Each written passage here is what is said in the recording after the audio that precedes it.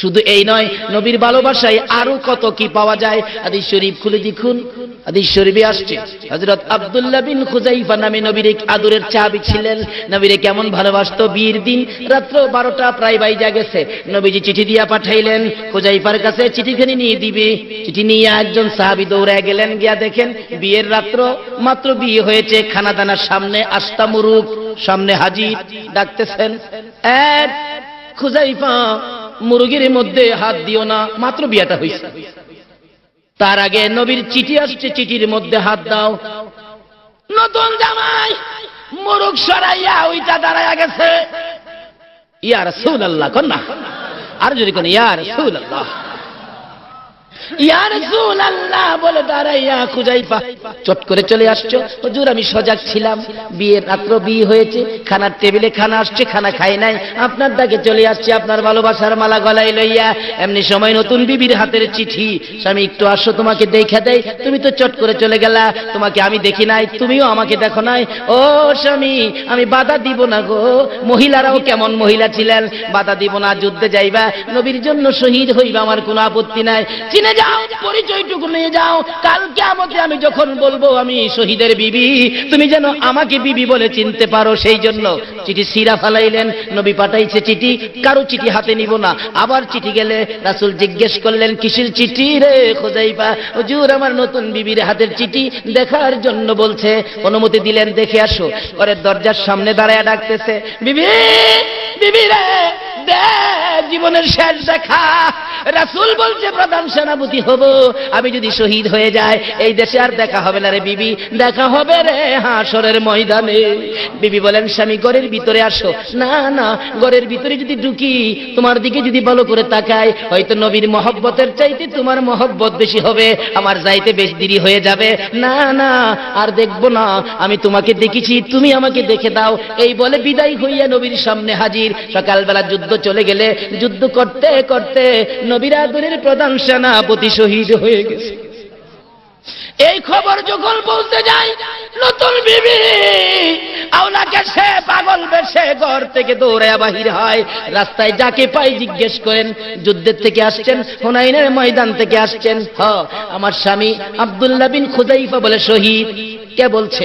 কি বলেন? মৃত্যুর খবরটা কি মানুষ সন্তানদের কাছে, আপনজনের কাছে কি সরাসরি কয়? না, বাড়িতে যাও বাবা, তোমার বাবার শরীরটা বেশি ভালো না, বাড়িতে যাও, এরকম কইলেই কিন্তু বোঝা যায়। বিবি বলেন, শুনেছি শহীদ, বলো আমার স্বামীর লাশটা কোথায়, আমি মন ভরে জীবনের শেষ দেখা দেখব। ওই সাহাবী বলেন, না না, তোমার স্বামী তো পিছনে আসতেছে, আসল খবর সরাসরি কয় না, পিছনে তো আসতেছে, কথা তো সত্য।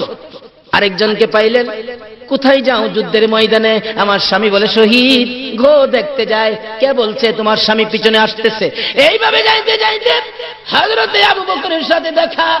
আবু বকর কোথায় রে? আমার স্বামী বলে শহীদ। না, পিছনে আসতেছে। এই খবর আসতে আসতে সকলেই খালি বলেন পিছনে আসতেছেন। দৌড়ায় গেলেন, ইয়া রাসূলুল্লাহ আমার স্বামী আব্দুল্লাহ বিন খুযাইফা তো শহীদ শুনলাম, এখন তো সকলে বলে আবু বকর সহ বলে পিছনে আসতেছে, হুজুর কি ব্যাপার আমি জানতে চাই। আমার নবী বলেন, সকলে যখন বললেন পিছনে আসতেছে, আমার আবু বকর বললেন পিছনে আসতেছে। আরে খুযাইফার নতুন বিবি, অপেক্ষা করো, তোমার স্বামী পিছনে আসতেছে। আমার আল্লাহ বলেন, জিবরাইল আমার বন্ধুর ভালোবাসায় জীবন দিল রে, তার বিবি পাগল বেশে তালাশ করে। আবু বকর বলেন, সাহাবারা বলেন পিছনে আসতেছে। আমার নবীও যখন বলেছে পিছনে আসতেছে, রে জিবরাইল আমি আল্লাহ আমার বন্ধুর ভালোবাসার প্রেম ভালোবাসার কারণে যা যা তুই দৌড়াইয়া যা, পিছনে যখন আসতেছে আমার বন্ধু বলেছে ওই আব্দুল্লাহ বিন খুযাইফার লাশ মাথায় ধরে ধাক্কা দিয়া দাঁড় করাইয়া দে, আমার ওই নবীর প্রেমের পুরস্কার হিসাবে বানাইয়া ওই আব্দুল্লাহ বিন খুযাইফাকে জীবিত করে দে। পিছনে পিছনে হাইটা হাইটা যেন যাইতে থাকে। সাহাবারা তাকাইয়া দেখে আব্দুল্লাহ বিন খুযাইফা ওই কাদের থেকে নাইমা নিচে হাইটা হাইটা যাওয়া শুরু করে দিলেন। জোরে জোরে কন্যা সুবহানাল্লাহ। এইভাবে নবীর ভালোবাসার পুরস্কার পাওয়া যাবে। এই নবীর ভালোবাসা ছাড়া ওলি গাউস কুতুব হওয়া যাবে না। ভাই সাহেব, আসল জায়গায় আসেন, এগুলি শিখতে গেলে অলির দরবারে যাইতে হবে। বলুন কার দরবারে যাইতে হবে? দেখেন আল্লাহর অলিদের ভয় নাই, কোরআন শরীফে আসছে, আল্লাহরে কাছে রাখে, তাদের জন্য কি অবস্থা। কিতাবে ইঙ্গিত আছে এরকম একটা ঘটনা। এক ছাত্র শিক্ষক মনে করেন আপনাদের এই বিপাড়া বাজারের উপর দিয়ে যাইতেছে, যাওয়ার সময় ছাত্র দেখে আঙ্গুর খুব সুন্দর, জিগেলের আঙ্গুর কত, কয় 10 টাকা কেজি, কয় আমরা দেশে আলু 10 টাকা, আপনার দেশে আঙ্গুর 10 টাকা, হাই খুব ভালো তো। দেখে এটা ঘি দোকানে খুব ভালো ঘি কত, কয় 50 টাকা, সরিষার তেল কয় 50 টাকা, তেলে গিয়ে একদম যাই হুজুর এই দেশে কিতাবি ঘটনা বলছি, এই দেশে তো খুব ভালো, তেলে গিয়ে একদম, আঙ্গুর আলু একদম, এই দেশে আমি থাকি হুজুর। উস্তাদ কয় বেড়া যে দেশে তেলে গিয়ে একদম, এই দেশের মানুষের বিচার নাই, খাইস না লজাইগা। কয় হুজুর আপনি জানেন না কিছু, আপনি জানগা, আমি এই দেশে থাইকে লই। বেড়ায় দেশে থাইকে ভালো ভালো জিনিস খাইতেছে। এক ঘটনায় দেশে ঘটছিল কিতাবি ঘটনা, এক বাদশার বাড়িতে চুর ঢুকতে চাইছিল নিচে দিয়া চুরি করতে, এই হিন কাটটা বিল্ডিং এর নিচে যাইতে চাইছে না, এই বিল্ডিং এর ইট খুললা পয়রা চুরের পিঠে চাপা খাইয়া চুর গেছে গা মইরা। চুরের বাবা খবর পাইয়া দৌড়ে আইছে, আমার পোলা মরছে, কি আপনার বাড়ির বিল্ডিং এর ইট খুললে আমার বেটা চুরি করতে আইছা, আমার বেটা মারা গেছে, ওখানে আপনার বিচার হইব। আচ্ছা চুর মারা গেলে কি ভাইছে বাড়িওয়ালার বিচার হয়? আচ্ছা ওখান কিন্তু বুশের বিচারটা ঠিক তদরূপ। হাজার হাজার মুসলমানদেরকে ইসরায়েলি বাহিনী পাখির মতো গুলি করে করে মারে, তাদের বিরুদ্ধে কোনো বিচার নাই, নিরস্ত্র নিরীহ নিষ্পাপ ইরাকের মুসলমানগুলোকে পাখির মতো গুলি করে করে মারতে, এমনকি মায়ের কোলের শিশুরা পর্যন্ত রেহাই পায় না। 18 মাসের একটা পূর্ণিমার চাঁদের মতো এক ধন্য মায়ের সন্তান মায়ের কোলে ছিল, আমেরিকার বাহিনীর গুলিতে মার কোল থেকে বাচ্চার মাথাটা উড়ে গেছে। কি অপরাধ করেছিল মায়ের কোলের শিশুরা? পত্রিকা খুললে আর সহ্য করতে পারি না। আজকের বিচার আমরা ওলিদের হাতের সাথে হাত বাড়ায়া, আর দুনিয়ার কোনো মানুষের কাছে নয়, জাতিসংঘের কাছে নয়, আজকের বিচার আমরা কার কাছে দেব? বাগদাদের জমিনকে যেন আল্লাহ পরিষ্কার করে দেয়, ইরাকের জমিনের মুসলমানদেরকে, যেই জমিনে ইমাম হুসাইন মাতাবিহীন শুয়ে আছে, যেই জমিনে ইমাম হুসাইনের কলিজার টুকরা 6 মাসের শিশু আলী আসগর শুয়ে আছে, গাউসে পাক শুয়ে আছে, আল্লাহ যেন এই জমিন থেকে বেঈমান মার্কিন বাহিনীকে বিতাড়িত করে ইরাকি মুসলমানদের বিজয়ের পতাকা যেন আল্লাহ উড়াইয়া দেন, সেই দোয়া করতে আপনারা রাজি আছেন না? আমরা জাতিসংঘের কাছে আর এই বিচার দেব না, বিচার দিব আমাদের আল্লাহর কাছে। আমার আল্লাহ যে বিচার করবেন এটা কিতাবে ইঙ্গিত আছে। কষ্ট হইতাছে ভাই সাহেব? বাগদাদ ছাইরা লই কি কান? বাদশা কইতাছে বাবা, হ্যাঁ ঠিকই তো, চুর মারা গেছে তো কামটা খারাপ হইছে। আচ্ছা চুর মারা গেলে কামটা ভালো হইছে না খারাপ হইছে? দেখেন কোন দেশে কি হয় না হয়, আর সমস্ত দোষ এনে মুসলমানদের দিয়া বইতে হয়। এলাকাটা দোষ যে দেয় কে? উনি বুশ বাদশাকে, বেটা আমার দোষ তো নাই, কয় বিল্ডিং এর মালিক আমি, কিন্তু বিল্ডিং এর ইট তো আমি লাগাইছি না, রাজমিস্ত্রি লাগাইছে। এই রাজমিস্ত্রি কিভাবে লাগাইলো এই জন্য ইট খুললা মরছে, তাইলে দোষ রাজমিস্ত্রি রয়েছে। হ্যাঁ এটা কেন? রাজমিস্ত্রি আইছে, চাচা কেন ডাকছেন? তুই যে বেটা ইট লাগাইছস, ইট খুললা চুর মারা গেছে, তোর ফাঁসি হইব। বিচার কর ফাঁসি। রাজমিস্ত্রি ইট লাগাইলে শুনছেন কোথাও মিস্ত্রির ফাঁসি? মিস্ত্রিকে চাচা কন কি? কইছে তোর ফাঁসি। রাজমিস্ত্রি ছিল চালাক, কিতাবি ঘটনা বলছি। রাজমিস্ত্রি কয় চাচা ফাঁসি আমার তো হবে না, তার কারণ হলো ইট তো আমি লাগাইলাম, কথা ঠিক, ইটের লাগানির দোষে তো পড়ে নাই। আমার যে যুগালি ছিল হেল্পার, হ্যাঁ যে সিমেন্টে আর বালি যে মিশাইছে, মনে হয় এখানে পানি হ্যাঁ বেশি মারছে, এই দোষে ইট পড়ছে, তাইলে দোষ আমার হবে কেন? দোষ ছিল যুগালি রইব। বাদশা করাই যাও তুমি খালাস, এই আক্কেল আলীরে খবর দে। যুগালি আইছে দৌড়ে, চাচা খবর দিছেন আরো কোনো কাজ কাম আছে নাকি? এইদিকে বেটা তুই যে সিমেন্ট বালি মিশাইতে পানি বেশি মারছস, ইট খুলে চুর মারা গেছে, কোন তোর ফাঁসি দাহ্য হয়ে গেছে। চাচা কোন কি কাহা? চালাক মিস্ত্রির যুগালি তো কিছু চালাক হই, দেখা যে উপায় নাই ফাঁসি হইবই। এখন দেখেন না যার উপরে যেটা দাহ্য করে বুশ, এটাই রাইট। কি অপরাধ করেছিল ইরাকের মুসলমানগুলো? কি অপরাধ করেছিল? প্রেসিডেন্ট সাদ্দামের 2টা কলিজার টুকরা সন্তান এবং আদরের নাতি আজকে বাবা হইয়া কিভাবে সহ্য করে? এরপরও পত্রিকায় দেখেছি সাদ্দাম বলেছে আমার 2টা পুত্র কেন, আল্লাহ যদি আমাকে 100 পুত্র দিত, আজকে ইরাকের মাটি পবিত্র ভূমি মুক্তি করার জন্য 100 ছেলেই আমি দিয়ে দিতাম আল্লাহর রাস্তা। এবার বলতেছেন চাচা আমার তো দোষ নাই, আমি বালি আর সিমেন্ট মিশানোর সময় আপনার বাড়ির কর্মচারী একটা হাতিলিয়া বাইরেছিল, আগেকার জমিদারদের হাতি আছিল না, এই হাতিলিয়া বাইরেছিল, এই হাতির দিকে আমি তাকাইছিলাম, মনে হয় এই সময় একটু পানি বেশি পেয়েছে। তো দোষ হইলে তো আপনার হাতিওয়ালা, হ্যাঁ বাইরে হলো কেন, আমার দোষ নাই, বাদশা করাই তুই খালাস যা। কিতাবি ঘটনা বলছিল এইসব, এই ঘটনা যে ঘটবে আগে ইঙ্গিত করা হয়েছে। ডাক দে আইসে চারাগালি, জি তুই কি করলি, কি তুই হাতি দিয়ে বেরিয়েছিস, পানি বেশি মারছে, ইট খুলে চুর মারা গেছে, তোর ফাঁসি। চাচা আমার হ্যাঁ দেখা চাচা আসলে আমাদের বিচার ঠিক, কিন্তু দুষ্টা আমার না। কেন কই হাতিলে তো প্রত্যেক দিন বাহির হই, কিন্তু এরকম তো আর হইছে না। কিন্তু এদিন কারণটা কি জানেন? কয় না, কারণটা হলো হাতির গলায় যেটা গঙ্গুর দিছিলেন, এই গঙ্গুরটা যে কামারে বানাইছে হ্যাঁ এটার মধ্যে আওয়াজ বেশি দিছে। এই আওয়াজ শূন্য কিন্তু জোগালি বেড়া চাইছে, এই জন্য পানি বেশি মেরে সিমেন্ট বালু মিক্স হয় নাই, ইট খুললা মারা গেছে।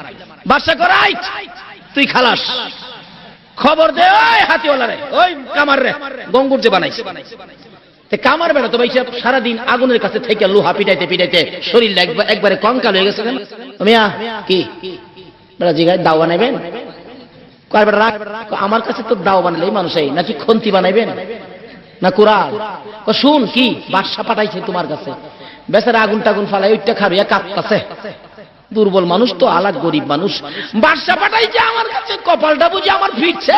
তো বাদশা কইছে যাইতেন, দৌড়ে বাড়ির ভিতরে গেছে, বিবি বিবি গো আমার ভালো ভালো কাপড় টাপড় গুলো খুইলা দে। বাদশা বলে কইছে আমারে চাইতাম, কপালটা ফিরছে, আর লোহা পিটাইতে হবে না, আগুনের কাছে বসতে হবে না, ভালো ভালো কাপড় টাপড় পইরা বেটা দৌড়ে গেছে। বাদশা আমাকে কেন ডাকছেন? আমি তো আপনার ডাকে হাজির। কয় তুই গঙ্গুট বানাইছিস বেটা, আওয়াজ বেশি দিছস, অহন চুর মারা গেছে, তোর ফাঁসি। এমনি তো বেটা মরা, আরো মরে যেতেছে না। বাদশা কি কইলেন? কইছি কি বলেন, পৃথিবীর আইন এখন কি বিশ্বের বিচারটা ঠিক এরকম না? বুশে যেটা